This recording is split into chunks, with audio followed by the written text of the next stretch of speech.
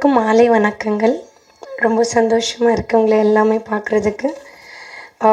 நம்ம Parker sir வந்து நம்ம எல்லாமே ஒரு ப்ரவுட் இந்தியன் மட்டும் இல்லை, இஸ் அ ப்ரவுட் தமிழன் ஆல்சோ. என்னென்னா சிட்டி ஆஃப் ட்ரீம்ஸ் படம் வந்து ஆஸ்கர்ஸ்க்கு போயிருக்கு, ஆஃபிஷியல் லைப்ரரிக்கு. அதுக்கே ரொம்ப பெருமையாக இருக்குது sir. Hats off to you. இந்த படம் வந்து என்னோடய ஹார்ட்டுக்கு ரொம்ப ரொம்ப க்ளோஸ். ஏன்னா இப்போது சார்கிட்ட இன்ட்ராக்ட் பண்ணதுக்கு ஒரு வாய்ப்பு எனக்கு கிடைச்சிது.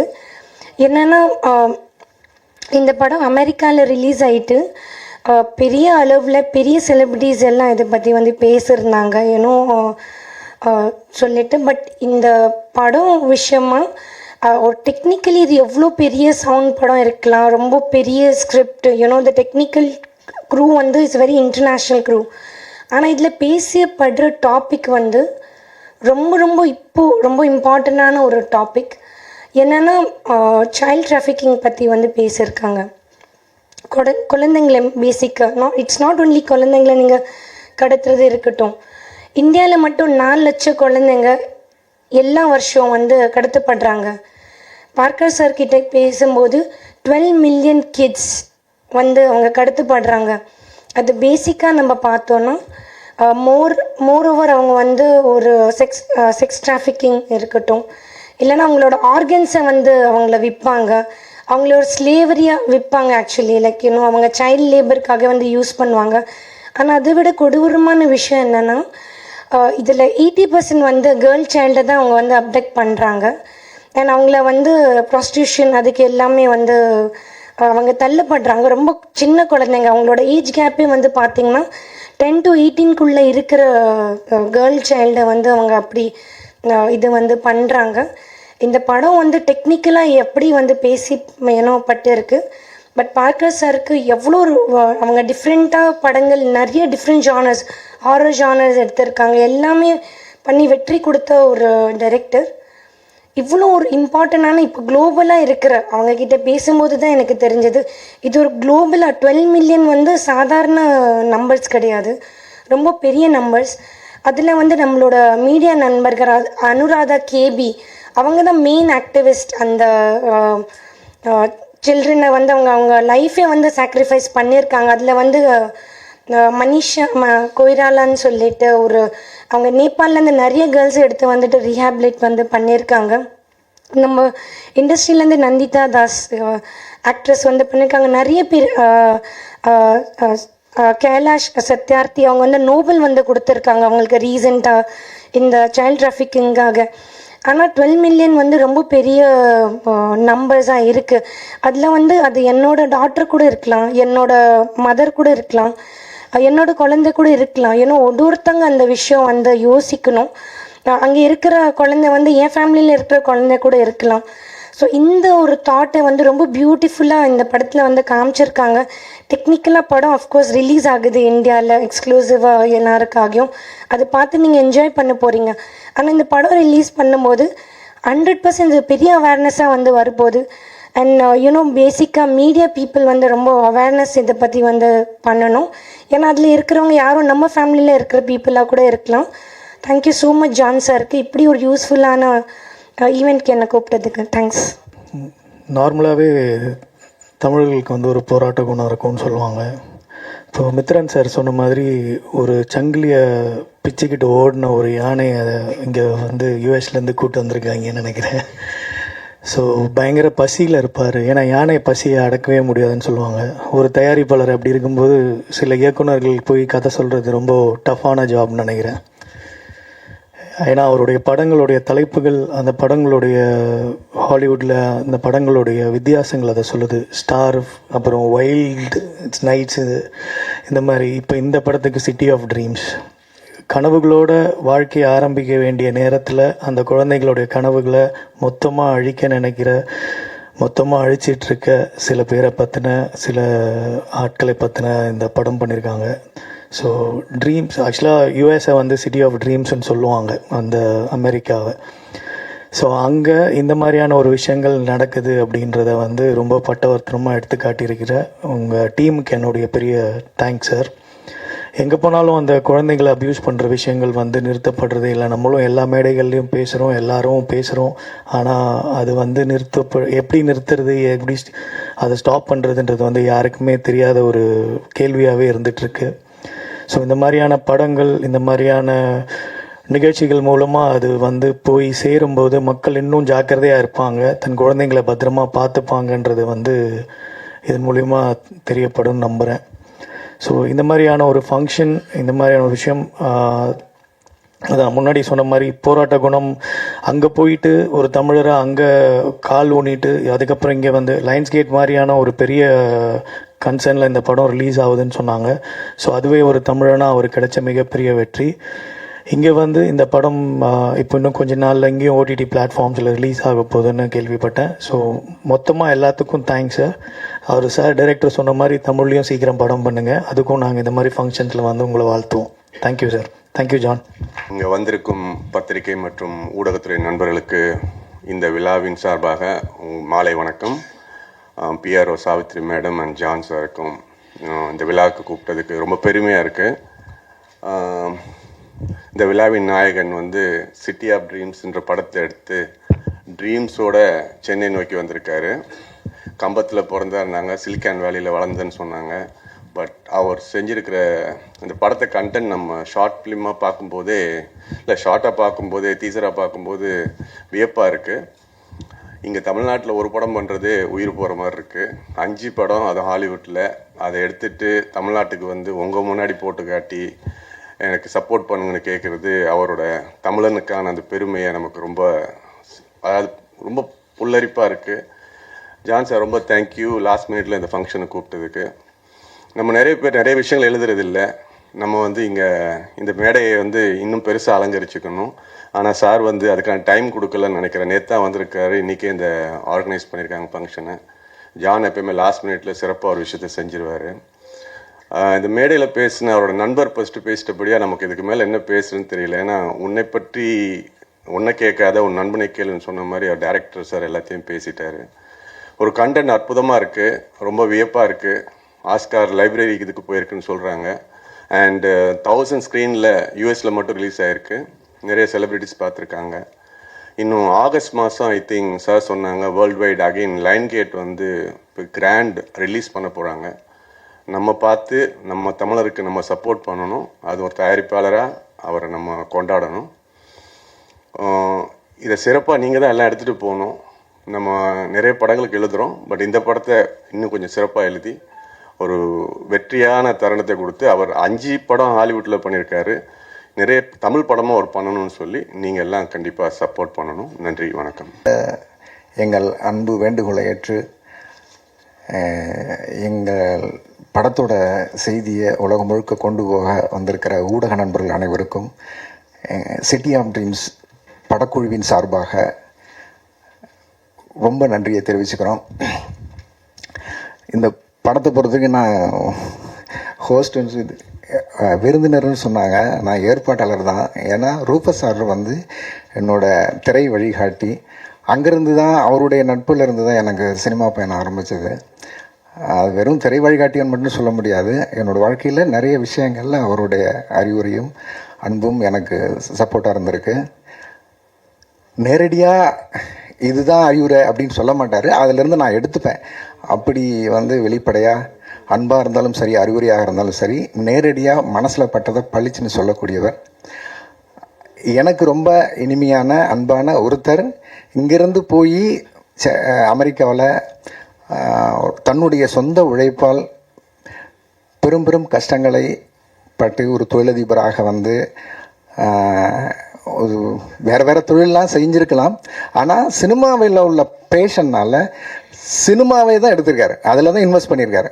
தன்னுடைய மொத்த பணத்தையும், இவ்வளோ வருஷமாக சம்பாதிச்ச பணத்தை சினிமாவில் மட்டுமே இன்வெஸ்ட் பண்ணி இன்றைக்கி இந்த சிட்டி ஆஃப் ட்ரீம்ஸ் படத்தை கடந்த 5 வருடமாக ஒத்தாளாக தன்னோட முதுகில் சுமந்து பெரும் போராட்டங்களை சந்தித்து இந்த படத்தை உலகம் முழுக்க கொண்டாடும் படமாக மாற்றியிருக்கிறார். அவருக்கு வந்து ஏதோ ஒரு வகையில் நம்ம ஊரில் இந்த விழாவில் பங்கெடுத்ததற்கு எனக்கு வாய்ப்பு கிடைச்சதற்கு ரொம்ப ரொம்ப நன்றி சார். இந்த திரைப்படம் உலகம் முழுக்க கொண்டாடப்படும் திரைப்படமாக வர வேண்டும். ஏன்னா இதில் சொல்லப்பட்டிருக்கிற கண்டென்ட் அப்படி. குழந்தை தொழிலாளர்கள், புலம்பெயர் தொழிலாளர்கள் எவ்வளவு எளிமையாக அவங்களுடைய வறுமையும் அவங்களுடைய இயலாமையும் அவங்களுடைய கனவையும் ஈஸியாக ஏமாற்றி அவங்கள வந்து எக்ஸ்ப்ளாய்ட் பண்ணுறாங்க. அதுவும் அமெரிக்கா மாதிரி உள்ள பெரும் பணக்கார நாடுகளே இந்த விஷயத்தில் வேலையை செய்கிறதுன்றது ரொம்ப அதிர்ச்சியாக இருந்தது இந்த படம். அந்த கதை நானும் படம் பார்க்க ஆர்வமாக தான் இருக்கேன். அவ்வளோ விஷயங்களை இந்த படத்தில் சொல்கிறது வந்து அந்த துணிச்சலுக்கே பெரிய பாராட்டுகள் கொடுக்கணும். அதுவும் நம்ம ஊரில் ஒரு தமிழராக இவ்வளோ பெரிய துணிச்சலாக இந்த படத்தை வந்து உலகம் முழுக்க கொண்டு வந்து சேர்க்குற முயற்சிகளுக்கு நம்ம உறுதுணையாக இருக்கணும். அந்த வகையில் நம்ம மீடியா நண்பர்கள் பெரும் உதவியாக இருப்போம் நான் நம்புகிறேன். வேறு ஒன்றும் இல்லை. ரொம்ப ரொம்ப நன்றி. படம் பெரும் வெற்றி அடைய வாழ்த்துக்கள். தேங்க்யூ. பத்திரிகையாளர் ஊடகம் அனைவருக்கும் எனது மனமார்ந்த நன்றிகள். ஏன்னா கூப்பிட்ட குரலுக்கு எப்போதுமே ஓடி வந்து தமிழ் சினிமாவை சப்போர்ட் பண்ணுற உங்கள் எல்லோருக்கும் எப்போதும் என் மனமார்ந்த நன்றிகள்.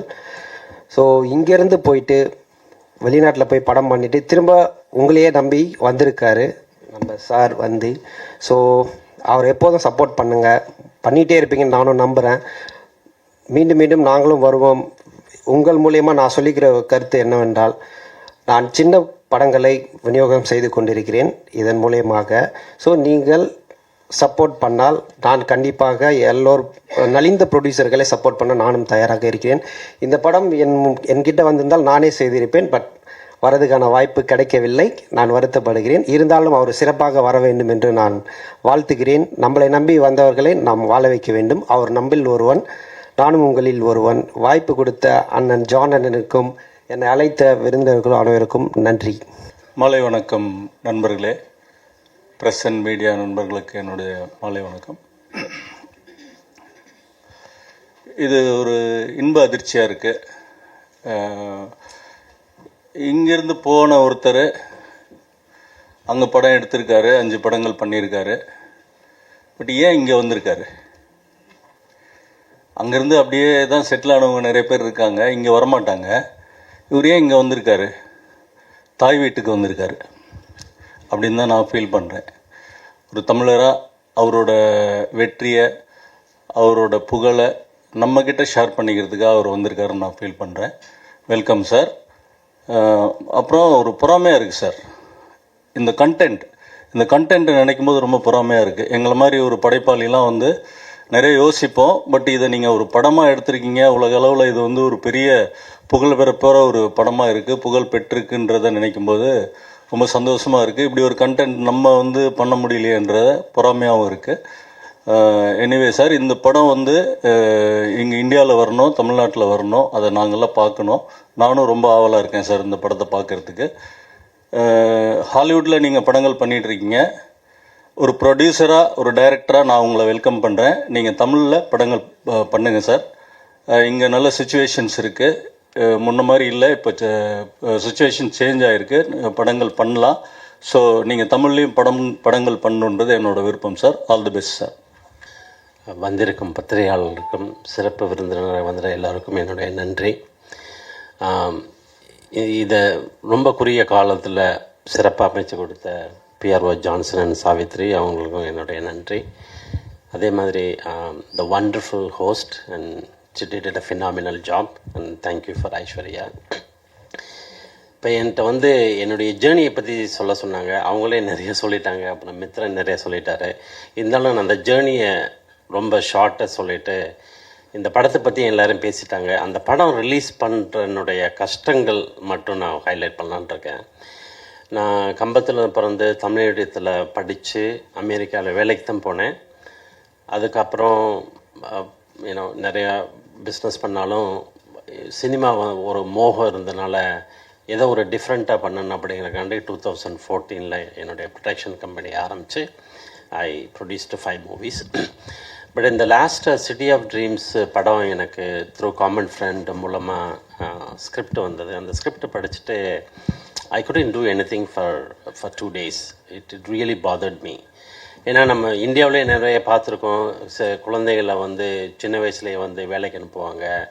there is a lot of bonded labor and அது வந்து அமெரிக்காவில் நடக்குது, அதுவும் 12 மில்லியன் கிட்ஸை கடத்தப்படுறாங்க. And nobody knew about it.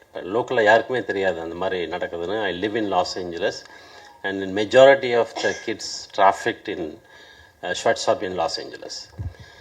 So சரி, இதை படமாக பண்ணி அப்போ வந்து நம்மளுக்கு வந்து இது கமர்ஷியலாக படம் வருமா, we don't know any thing. But I firmly I want to make this movie.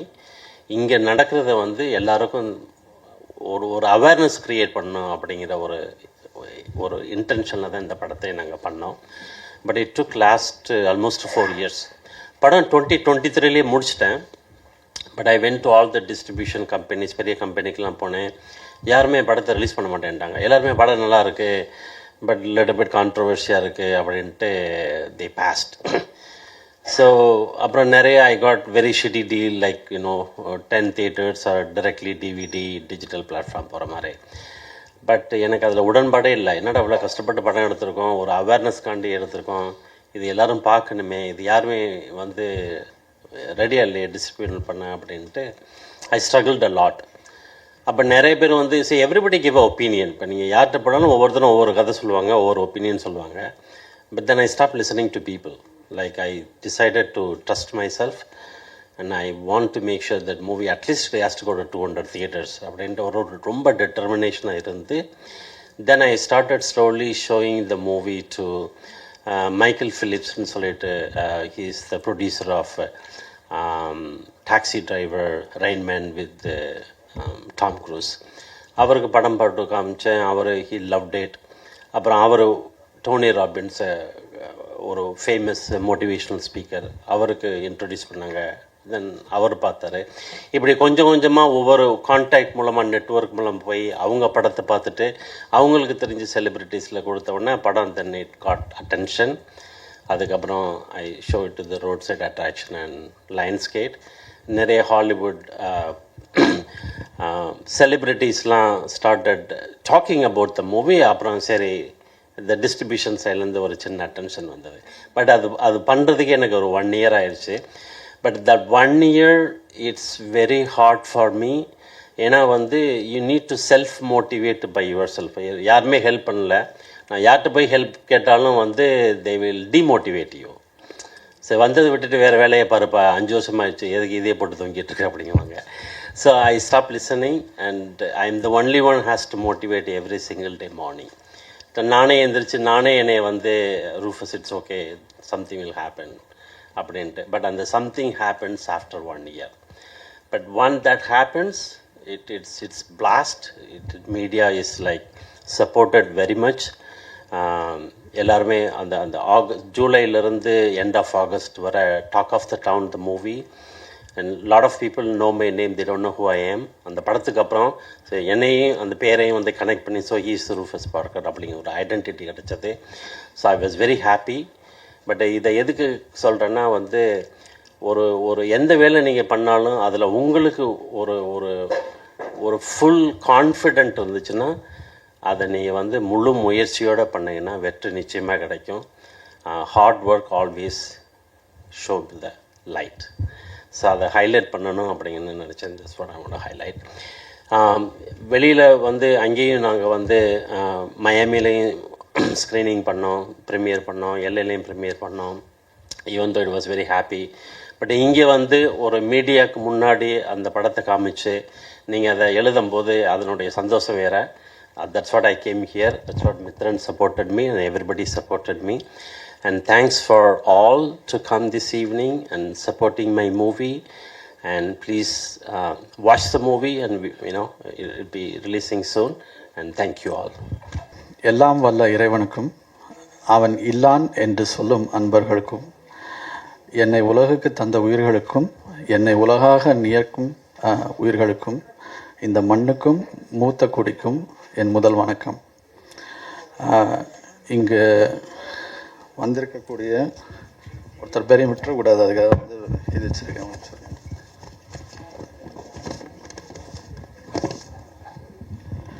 இங்கே வந்திருக்கக்கூடிய producer Mathiyazhagan, director Siva Arumugam, actor Harishkumar, actress Komal, distributor RK Kannan, director Gnanam Jayaraman மற்றும் இந்த விழா நடக்க முக்கிய காரணமாக இருக்கும் பிஆர்ஓ சாவித்ரி அவர்கள், பிஆர்ஓ ஜான் அவர்களுக்கு முதலில் நன்றி. இந்த விழா எதுக்கு நடத்தணும் அப்படின்னு ஒரு கேள்வி இருந்தது. அதுக்கான ஒரு சின்ன காரணம் இப்போ ரூஃபஸ் பார்க்கர் கம்பம் ஊரை சேர்ந்தவர். அவர் கம்பத்திலிருந்து வந்திருந்தாலும் அவர் ஹாலிவுட் வரைக்கும் போய் கலிஃபோர்னியாவில் இப்போ 5 திரைப்படங்களை இயக்கியிருக்கிறார். He has produce 5 films.